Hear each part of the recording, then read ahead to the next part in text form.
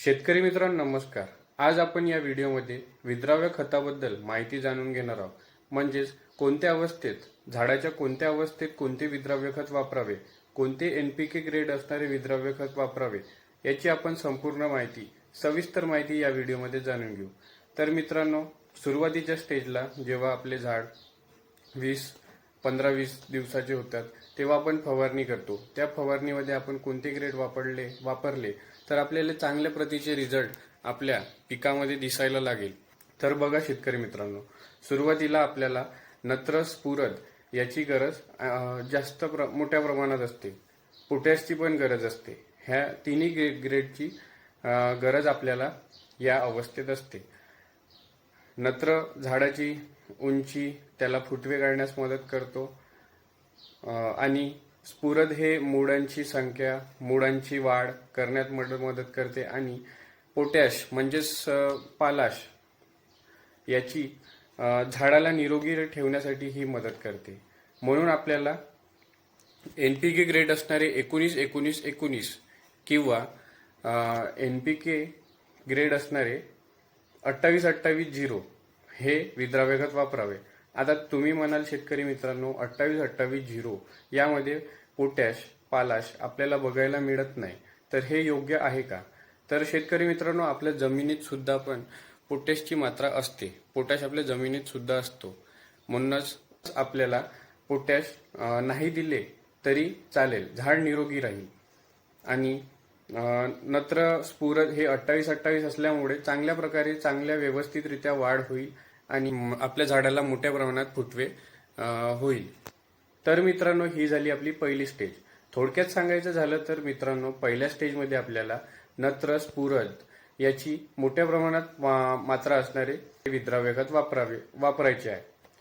जर 19-19 तुम्ही पण वापरू शकता, 28-28-0 सुद्धा वापरू शकता, पण आपल्याला चांगल्या क्वालिटीचे म्हणजेच चांगल्या कंपनीचे, चांगल्या ब्रँडचे क्वालिटी चांगली असली पाहिजे मित्रांनो, तेव्हाच ते खत आपल्या पिकाला योग्यरित्या लागेल. क्वालिटीला आपल्याला कॉम्प्रोमाइज करायचं नाही आहे शेतकरी मित्रांनो. तर आता दुसऱ्या अवस्थेत जेव्हा पिकाला फुलं लागणे चालू होते, 1-2-5% आपल्याला फुलं अवस्था दिसते, तेव्हा आपल्याला हे विद्राव्य खत वापरायचे आहे.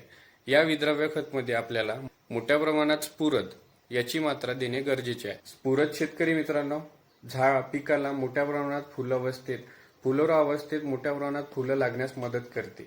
जर 5% फुलं लागलेले असेल आणि आपल्याला मोठ्या प्रमाणात फुलं आता लागायची गरज असेल तर मोठ्या प्रमाणात स्फुरद म्हणजेच फॉस्फरस हे घटक असणारे विद्राव्य खत आपल्याला वापरायचे आहे.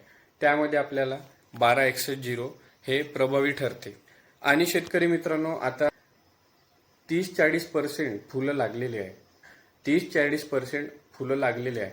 तर आता या कंडिशनमध्ये आपल्याला 0-52-34 हे विद्राव्य खत आपण देऊ शकतो. 12-61 पण देऊ शकतो, पण 0-52-34 हे 40% फुल लागल्यानंतर हे प्रभावी ठरते. या विद्राव्य खताचा वापर आपल्याला करायचा आहे आणि मोठ्या प्रमाणात फुलधारणा होण्यास मदत करेल. आणि शेतकरी मित्रांनो, तसेच बोरान जर आपण फुलोरा अवस्थेत दिले तर झाडाची फुलाची जे डेट राहते ते पण सुद्धा मोठ्या प्रमाणात त्याची स्ट्रॉंग होते आणि मोठ्या प्रमाणात फुलं लागण्यास बोरान पण मदत करत असते. आता शेतकरी मित्रांनो, लास्ट स्टेजमध्ये आपल्याला मोठ्या प्रमाणात पोटॅश असणारे विद्राव्य खत वापरायचे आहे. म्हणजेच मोठ्या प्रमाणात पालाश ज्या विद्राव्य खतात आपल्याला बघायला मिळते ते विद्राव्य खत आपल्याला वापरायचे आहे. म्हणजेच आपले जे दाणे आहे ते चांगले टच शेंगामध्ये भरल किंवा बोंड सुद्धा मोठे होणार. तर या प्रकारे आपल्याला झाडाच्या तिसऱ्या अवस्थेत सुद्धा हे विद्राव्य खत वापरायचे आहे. आणि शेतकरी मित्रांनो, या विद्राव्य खतासोबतच तुम्ही जर मायक्रोन्यूट्रिएंट्स जे झाडाच्या अवस्थेनुसार त्याचे निरीक्षण करून त्याच्यात कशाची कमतरता आहे हे लक्षात घेऊन तुम्ही जर त्याच्यात चांगले मायक्रोन्यूट्रिएंट्स पण दिले ज्याची गरज आहे त्याचे, तर चांगला रिझल्ट आपल्याला, प्रभावी रिझल्ट आपल्याला बघायला मिळेल. तर अशा प्रकारे आपल्याला नियोजन येत्या हंगामात करायचे आहे. संपूर्ण नियोजन आपण तुम्हाला यूट्यूबवर शेअर करणार आहोत. आपल्या शेतातले संपूर्ण नियोजन, शेतातले तुमच्यासोबत शेअर करणार आहोत. म्हणून या चॅनलवर बनून राहा, तुम्हाला योग्य अशी माहिती मिळत राहील.